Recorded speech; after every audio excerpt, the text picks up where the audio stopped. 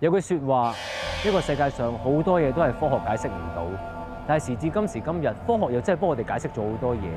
不過最奇怪嘅就係，我哋偏偏會選擇用唔科學嘅角度去理解我哋自己身邊奇怪嘅遭遇。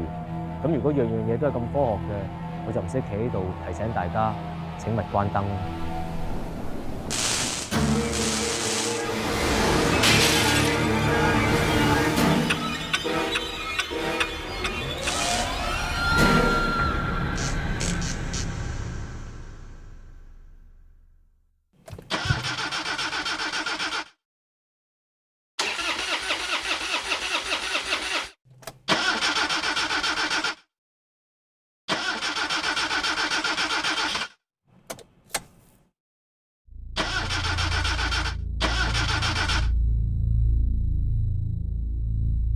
啱啱翻嚟嗰陣都仲好地地嘅。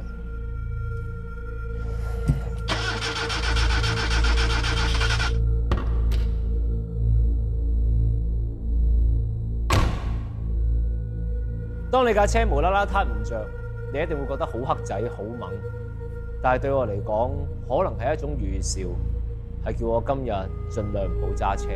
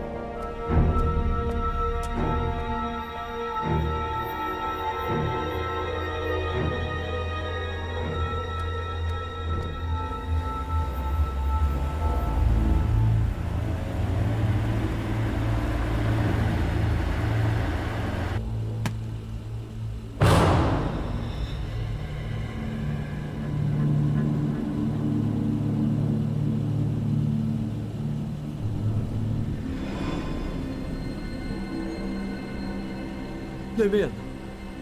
我係未來。咁點解我睇唔到你嘅？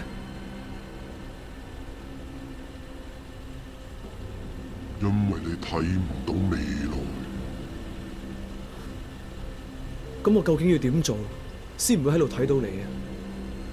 你入 D 波就得。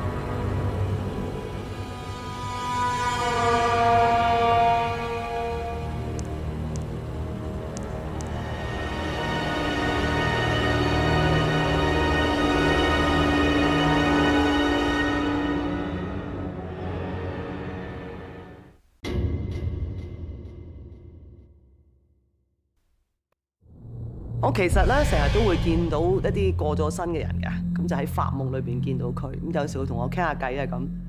咁我有一個比較深印象嘅咧，就係有一晚發夢，我見到我阿爺啦。咁我阿爺咧就唔係太開心嘅。咁佢其實離開咗我都差唔多成20年㗎啦。咁佢着件深藍色嘅衫，然後咧就唔係太開心咁望住我。咁佢眼神咧示意我咧就望下佢心口。咁我就見到佢心口有幾滴黃色嘅一啲污糟嘢喺個衫嗰度。咁我仲喺個心諗，哇！做咩阿爺食嘢食到咁舐肥啊？做咩食到成件衫都係1點2點啊？咁跟住我就醒咗啦。咁我即刻打俾我爹哋啦。咁我喂，你老豆琴晚揾我喎，咁喎咁樣。佢話咁啊，咁可能佢掛住我哋，想我哋即係拜下佢啦咁。咁我哋就二話不說就揸架車去拜佢啦。咁我阿爺係火葬嘅。當我去到佢個墓碑位，我就知佢想講乜嘢啦。原來佢個名最尾個字甩咗有，而啲有就係金色嘅。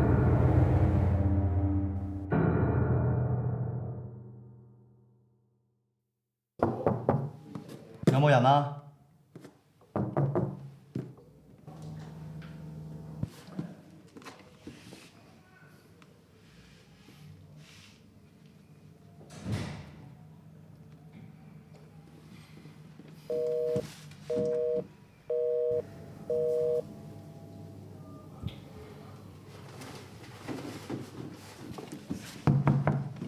？Hello， 快遞啊，唔該，有冇人啊？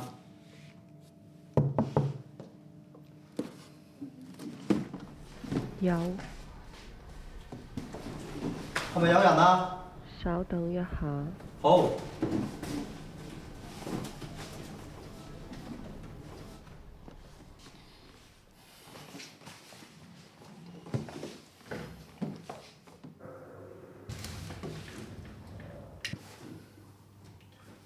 喂，你好。啊，係啊，我依家喺隔離樓，我陣間就到。係。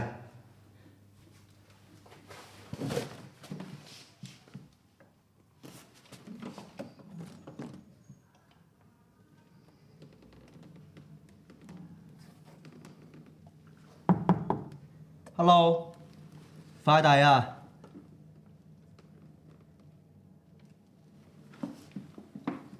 有冇人啊？唔該。快遞。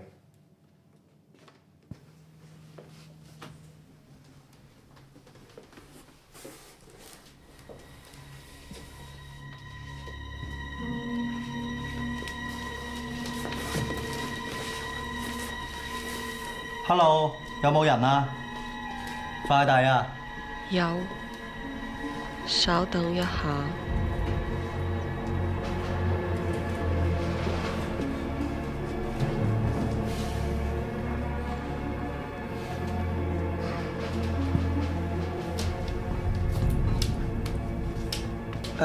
我將快遞放喺台度啊嚇。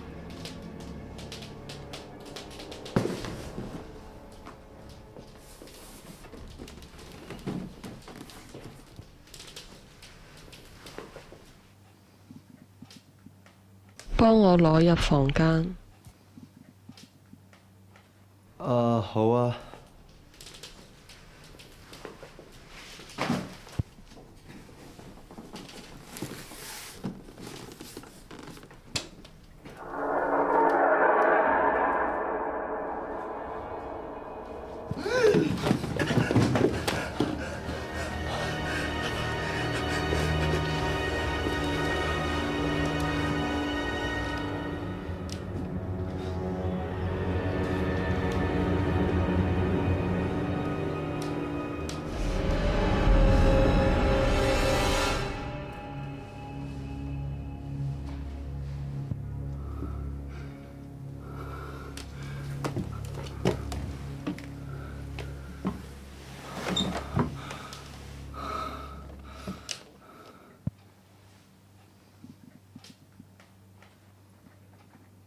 幫我攞入房間。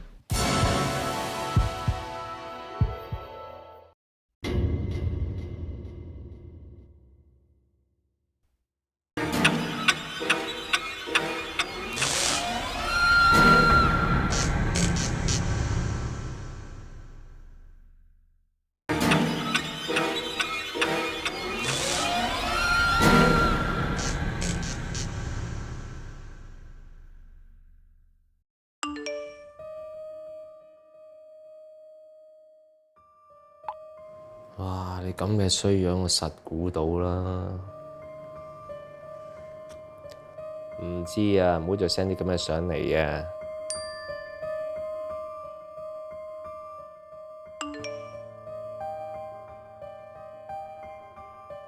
哇！真係好大粒鑽石喎！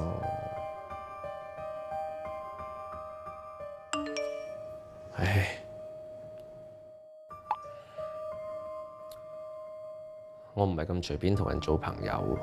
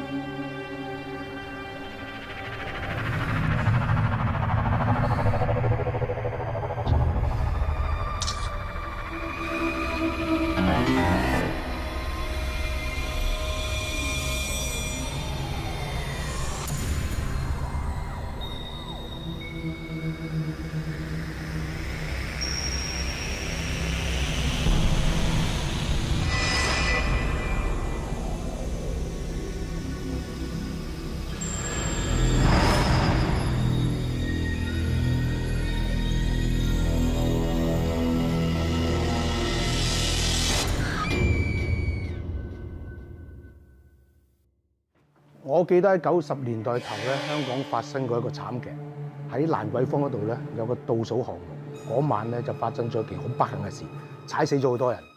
咁啱我哋有一個同事，佢太太就喺蘭桂坊嗰度翻工，咁朝頭早翻工，夜晚放工之後咧，好奇怪咁不斷喺度喊，我要翻屋企，我要翻屋企，明明翻咗屋企啊嘛，佢都話要翻屋企。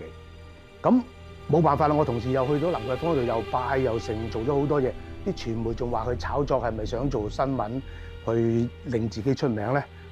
結果我呢個同事就將依照佢太太所講嘅地址，去嗰個地方揾係咪有呢一個咁嘅人。咁好不幸，呢家人個女咧啱啱喺外國翻嚟，就去咗呢個倒數，結果嗰晚就出咗事。咁用盡所有方法啦，咁請啲法師啊，將呢個女仔咧送翻屋企。咁呢個同事以為冇事嘅，點知送走咗呢個女仔翻屋企之後咧，佢太太突然間佢發咗狂咁樣，力大無窮，不斷喺度講粗口，不斷我要飲酒，搞咗冇辦法之下，將佢老婆送咗入醫院，即係以為精神病啦。咁喺醫院嗰度好多醫護人員都撳佢老婆唔住嘅，不斷講粗口，好粗魯咁樣。最不幸嘅，唔使過咗幾耐，佢太太就喺醫院嗰度跳樓落嚟死咗。咁呢個同事為咗照顧個女咧，就轉咗另外一個部門，可以照顧個女。但係聽佢所講嘅話咧，佢晚晚有人逼佢飲酒，晚晚要同佢飲酒。佢為咗唔飲，我不斷喺度飲水，不斷唔理，亦都好不幸。呢個同事過咗幾年之後，亦都離開咗我哋。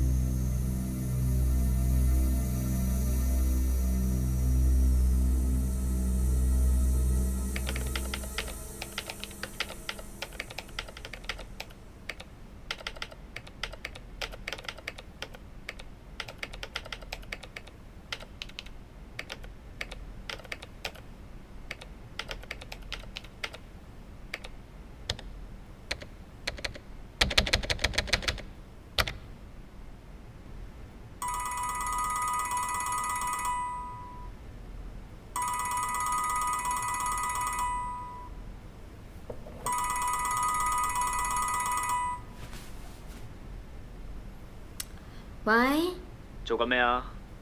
開 OT 咯。呢2日我哋公司去第2度旅行，但係我有太多嘢做，所以老細叫我唔好去，話之後會補償返俾我喎。佢哋已經去咗2日啦。呢2日我晚晚都搞到好夜啊。冇事啊，我晨早鎖好道門啦，橫掂呢個時間都唔會人嚟噶啦。好啊，我哋遲啲再約啊，拜拜。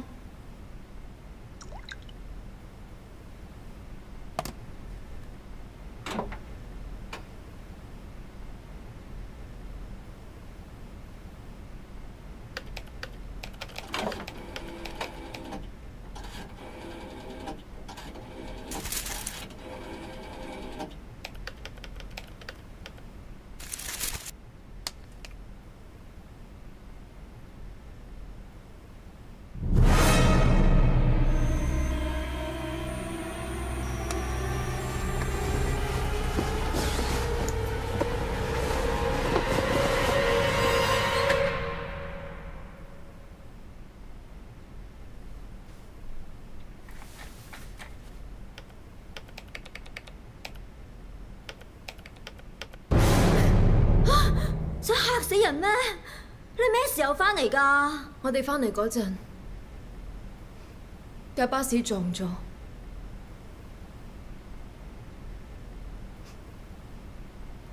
佢哋都死晒，得我一個人冇死。你聽唔聽到啊？得我一個冇死啊！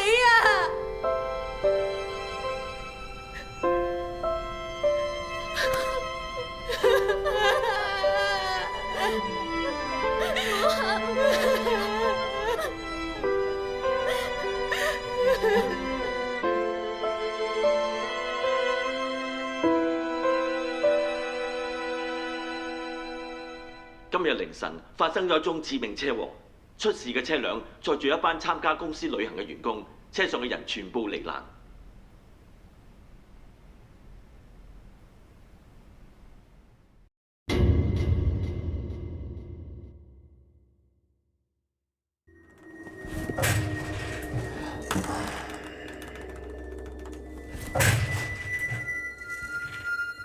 唔好意思，趕時間啊！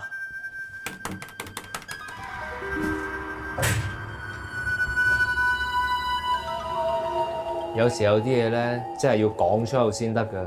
如果唔係，佢哋未必收到㗎。都係嗰句啦，請勿關燈。